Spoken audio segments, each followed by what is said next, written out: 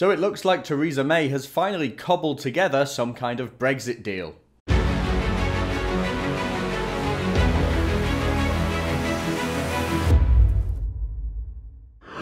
Last night, Theresa May met all her cabinet ministers one by one, and the last person to do that, by the way, was Margaret Thatcher, the night before she left office as Prime Minister. But unfortunately, it doesn't seem like history is repeating itself this time, because Theresa May was still in office this morning and fighting out her Brexit deal during PMQs with Jeremy Corbyn. So she's obviously sticking around for a little while longer, at least... well, at least for today. Let's see what happens. Because she's been presenting the cabinet with her final Brexit deal. And she did say in PMQ's Prime Minister's Question Time this morning that the motion on the deal will be amendable when it's put to Parliament, so it could go back and forth between the Commons and the Lords. So I suspect that there are changes still yet to be made, but the deal itself has reportedly been given to Irish media. The details of the deal have reached the British press too, so I've looked and looked and looked for this 400-page document and I cannot find it, but the press are reporting on it, the Irish press and the British press. So we have some details and I thought I'd go through them with you today, and I've split it up into 3 sections to talk about what's going on here. So let's start with dispute resolution. So the way in which this withdrawal treaty is being overseen isn't simple. It's reported that the model of governing and overseeing the withdrawal treaty is based on the EU's association agreement with Ukraine. It combines dispute resolution techniques with new and custom provisions that make sure that the European Court of Justice has the final say over the bloc's laws. We've talked about this before, at least in my daily Brexit columns we have. The ECJ, European Court of Justice, is set to have control over the interpretation of the withdrawal agreement. So this system technically means, or is meant to mean, that neither the UK or the EU is going to be bound by the other one's courts when it comes to interpreting what the agreement actually means. So independent arbitration is going to be required if there are any disputes over the treaty, which there almost certainly are going to be. And you might say that this is just a get-out clause for the EU to keep changing the parameters and keep changing their mind. And you might also say that the fact that matters relating to EU law being required to be referred to the ECJ could but put Britain at a disadvantage. So let's move on to the customs union. Now this is where the betrayal becomes most visible. Theresa May has been working to try and ensure that there's no hard border between Northern Ireland and the Republic of Ireland, and that there's also no separation down the Irish Sea between Northern Ireland and Great Britain. Now the European Research Group have presented their own solutions to that, Jacob Rees-Mogg being front and centre of that, which is basically involving a simple free trade deal with the EU and then using technology at the border to manage what's crossing there. But instead, Theresa May is planning a UK-EU customs union deal that avoids the need for any customs checks down the Irish Sea, or at least many customs checks, which, by the way, is a complete betrayal of what she's been talking about this entire time. She's told us many times before that any kind of customs union deal would be a betrayal of Brexit, but she seems to be going ahead with it because she sees this as a backstop, a temporary measure. So this means that anyway, that Northern Ireland will apply the current and full union customs code. So this allows Northern Ireland to have access to total free movement of goods within the European Union, therefore meaning no border is required with the Republic of Ireland, which is in the EU. The UK, however, would have to apply a less extensive version of that customs union model. It won't be full access to the customs union, but we will technically be applying some of its basic requirements so that there are no customs checks down the Irish Sea, or at least minimal checks, and also no need for tariffs or quotas.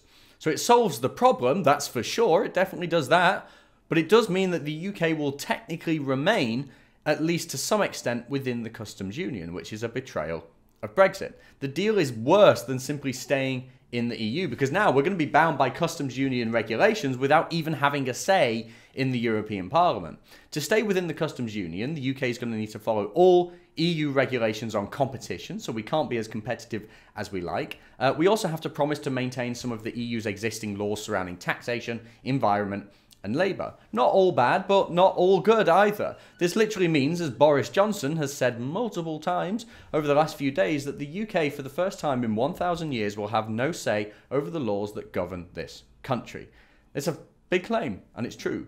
And by the way, the New European tried to use this comment by Boris Johnson to suggest that he knew all along that Britain did have a say on its own laws while being in the EU. But this is disingenuous, because Boris never suggested that while we were in the EU we had total control of our laws. He wasn't suggesting that. What he said was that at least we technically had a say in those laws. It wasn't much of a say. The MEPs in the European Parliament basically just rubber stamp bad ideas, but at least we technically have a say. Under Theresa May's deal, we have zero say at all. We accept the regulations and we can't change them. And Northern Ireland, by the way, gets an even worse deal than Great Britain out of this. Northern Ireland's going to be bound by all of the EU's customs code and single market rules. They simply cannot escape any of those rules, period. And until a new deal is reached at a later date, if ever, they're going to be treated differently than mainland UK, which is something that was promised wouldn't happen. This is the backstop agreement, by the way, that we've been hearing a lot about this entire Brexit negotiation period. Mrs May has repeatedly insisted that Northern Ireland's not going to be treated any differently than Great Britain, but it seems she lied. And I can't imagine that Arlene Foster's going to be very happy about that. Go get her, girl. I love Arlene Foster.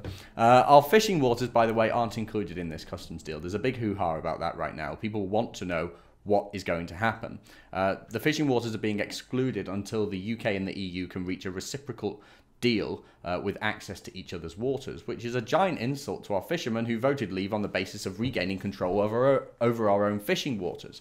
This is all the backstop deal, so it's technically temporary, but who knows, a joint committee is going to have to decide whether a deal agreed upon in the future will allow the UK to terminate this membership of the customs union and end this backstop. But we've got no idea of a timescale. We've got no idea how long this is going to take. It could go on indefinitely. This simply isn't Brexit, is it? So let's move on to the transition period. So another thing that stinks about this deal is the transition period for us leaving the European Union, which is going to go on until the end of 2020. So that means 4.5 years after voting for Brexit, we'll just about be transitioning out of the European Union.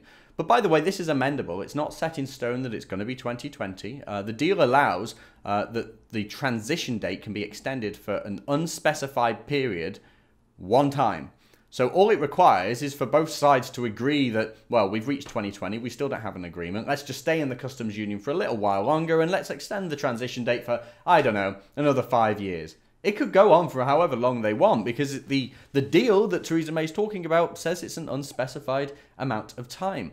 And during the transition period, Britain would technically leave all of the EU's institutions and we would have absolutely zero say in any of the EU's new laws. But despite that, we're going to be bound by all EU law in full until we leave. So it's therefore no exaggeration for me to say that the UK is going to become a vassal state. This is a great nation that once controlled 25% of the Earth's landmass, and now we're going to be subject to foreign rules that we have absolutely no say over. No illusion of even having a say. No illusion at all. We simply have to abide by the rules. This is a great betrayal of the British people. And what makes this even worse is we're still going to have to abide by the EU's free movement rules. So we'll have many more years to come of total open border access with the European Union, and all the while we'll be paying for the pleasure of suffering at the hands of this bureaucratic tyranny. If you want to see more from me and the rest of the Rebel team, be sure to download our new app from the Apple App Store and the Google Play Store.